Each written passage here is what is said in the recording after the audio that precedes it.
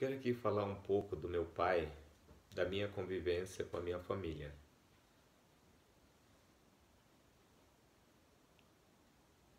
Para que essa história também fique gravada de nossa luta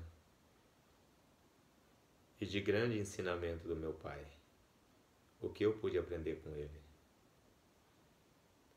Quando eu era pequeno, ainda na época do meu avô, meus 5 anos, 4 anos, eu acompanhava minha mãe no tempo que trabalhava para os madeireiros, no tempo que trabalhava para os patrões.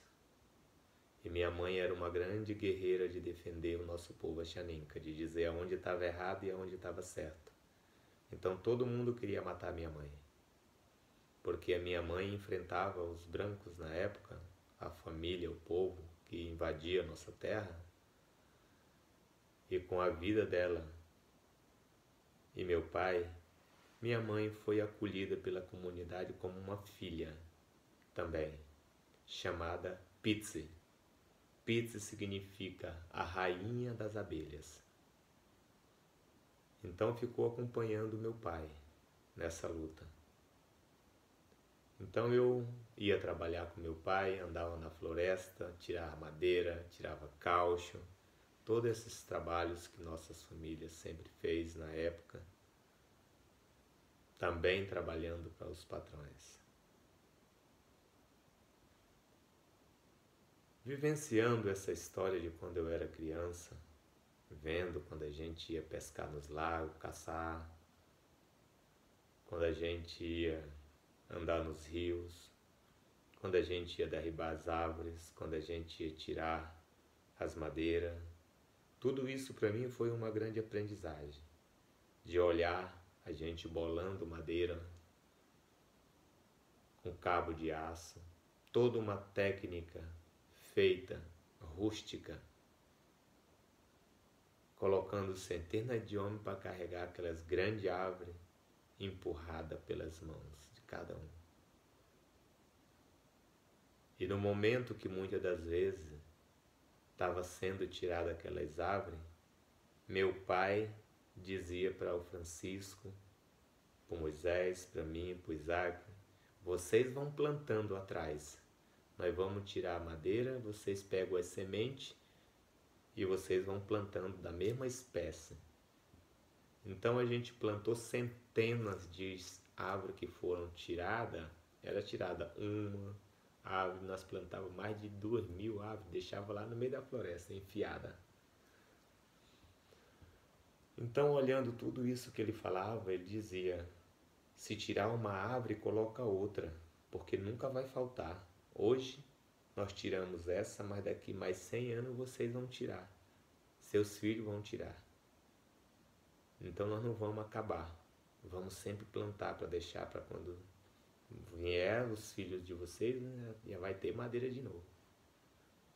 Então ele falando tudo isso para a gente foi aprendendo muitas coisas. Meu pai, um grande sábio. Desde muito jovem, meu pai, na história de meu avô, ele se tornou um líder desde jovem, muito jovem. Foi entregue para ele o domínio do nosso povo e dos irmãos.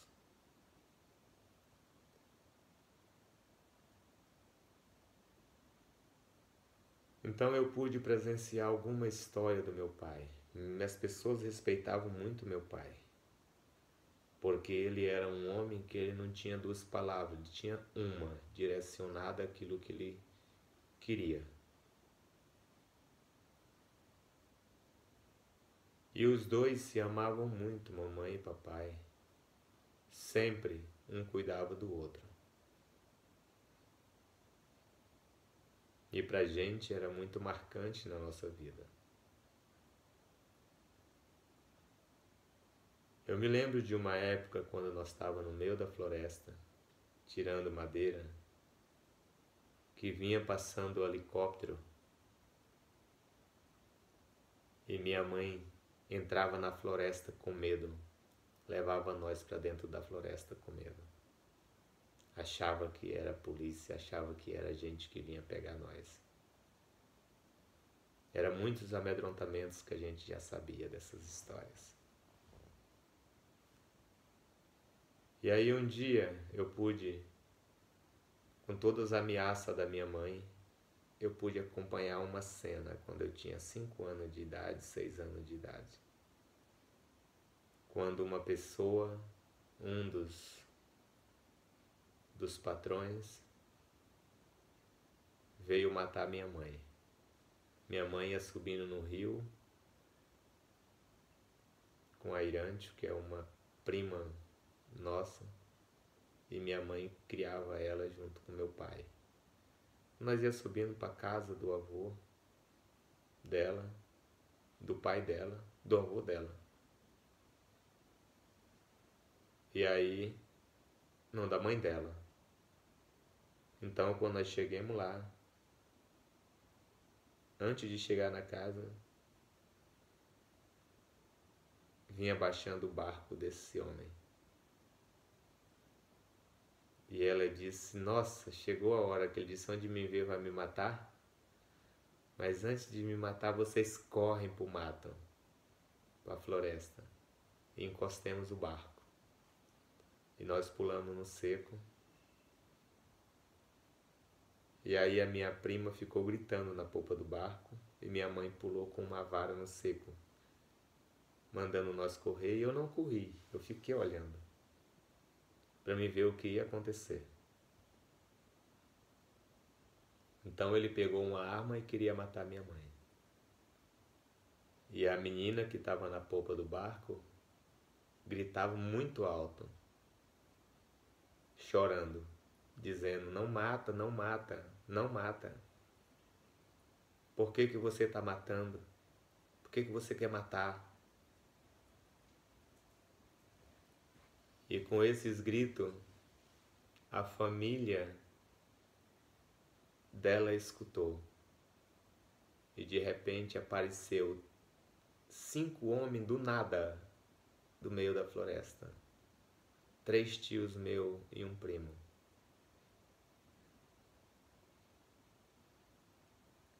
E a minha tia, do nada, tudo armado com flecha. E aí chegou e disse para ele, o que é que você quer fazer com a Piti? Se você vai matar ela, você vai morrer também. Você pode matar ela, mas nunca mais você anda aqui. Porque no dia que você andar, nós mata você. Então você fica sabendo disso. E deixa ela embarcar no seu barco enquanto a gente não flecha você. E eu pensava comigo, nossa, uma violência muito grande. E eu falava, olhava para minha mãe e dizia, se eu fosse grande não acontecia isso com a minha mãe. Mas eu não corria. Eu queria ver o que era que ia acontecer com a minha mãe. Então nesse momento o cara embarcou no barco e foi embora. E minha mãe ficou e a gente foi para casa do meu tio e foi a conversa do dia. O que a gente ia fazer? Então a partir desse momento, a nossa família, o povo Axaninca, não deixava mais minha mãe para nenhum canto sozinha, sempre andava junto.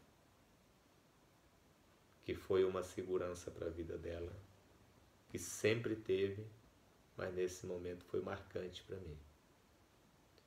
Então, olhando para essa história da minha mãe, da luta dela para defender o nosso povo Axaninca, defender a floresta, esse valor humano dela poder olhar as diferenças e entender a ignorância de um homem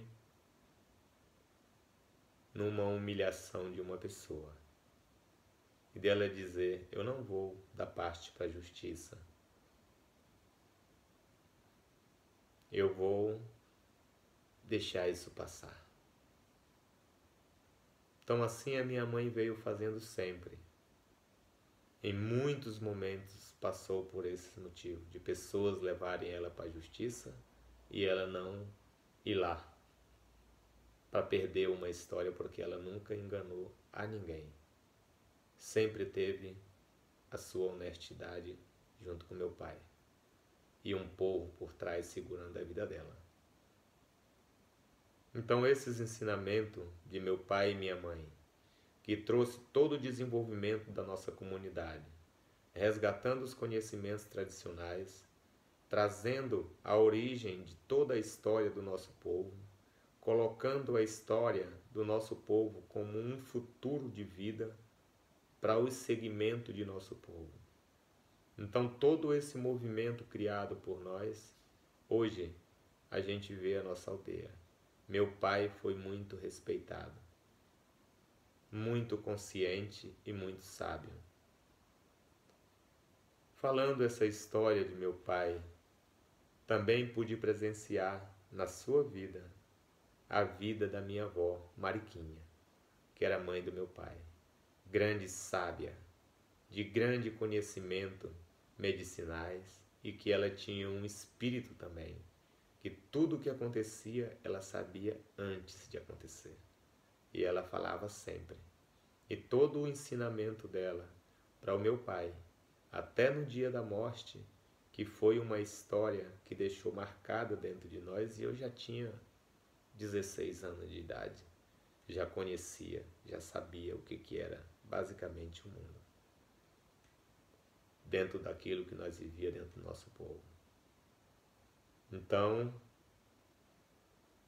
eu era, desde criança, um grande trabalhador, um grande ferreiro, de poder andar dentro da floresta, de poder plantar junto com meus pais, criar todos os nossos planos junto com nossos irmãos, defendendo a nossa terra, desde os meus 10 anos de idade. Então esses ensinamentos do meu pai, no dia que minha avó morreu, para mim foi uma das histórias que marcou de ver. Eu fui para a floresta, ela pediu para me caçar. Eu matei um manambu e trouxe para ela comer. Ela comeu, a menina pegou e assou a nambu e cortou a nambu e ficou um pedaço de espinha da costela da nambu. No momento que ela estava comendo, essa espinha cortou a garganta dela. E quando ela levou esse golpe na garganta, que feriu a garganta dela, ela disse: eu vou morrer. E eu quero que chame toda a minha família e vai buscar o Antônio, que meu pai estava trabalhando. Era um dia, quase 2 dias de viagem para onde meu pai estava, e a gente foi chamar meu pai. Então ela passou 15 dias sem comer, sem beber água porque não podia beber. E ela disse: eu quero toda a família, netos, bisnetos, todos os filhos aqui. E tivemos que buscar todo mundo para perto dela, e ela aconselhou todo mundo antes de morrer, para todo mundo seguir o meu pai, todo mundo falar e respeitar no dia que meu pai falasse algo. E ela falou isso, e quando ela disse no final: eu vou morrer,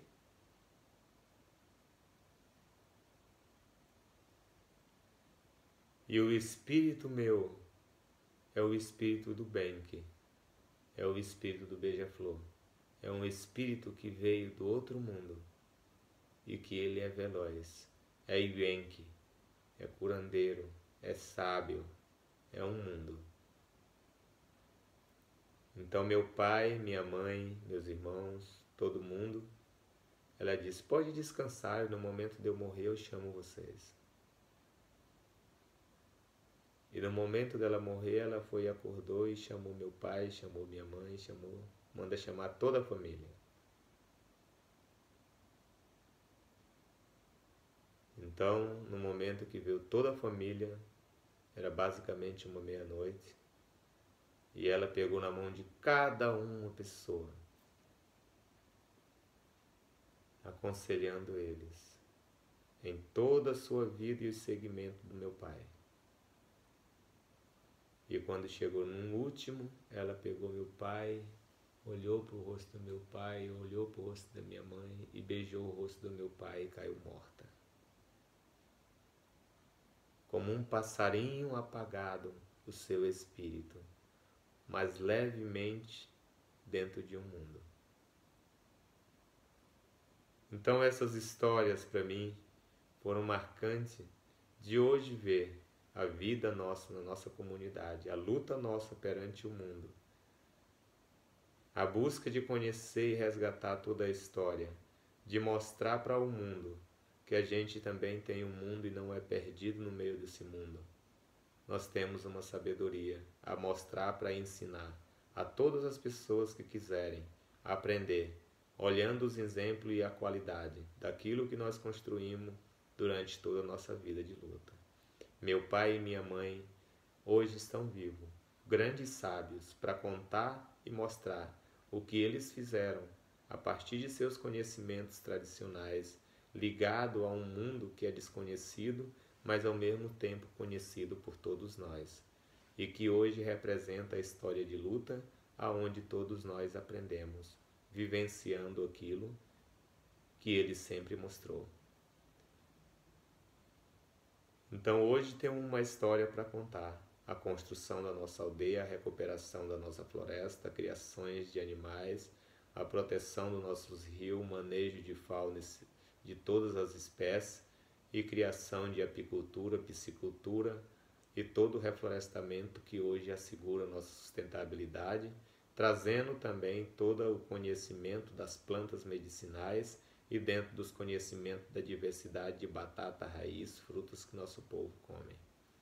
Então hoje é uma história para dizer, o homem para ser rico não precisa destruir a terra. O homem para ser rico é fazer aquilo que a natureza tem e nós se beneficiar com sabedoria sem destruir esse mundo. Esse é o grande conhecimento e o grande exemplo que pude ter na minha vida e que todos que vivem lá dentro também carregam isso com muito orgulho, de poder ter e mostrar, sem agredir e sem ameaçar, mas sim dando valor àquilo que veio dentro do conhecimento do nosso povo para dizer, tudo está aqui nas nossas mãos para poder ajudar o mundo. Essa é a história de meu pai com minha mãe. A grande felicidade que eu tenho de poder ter eles dois como grande sábio e mestre para ensinar a nossa vida.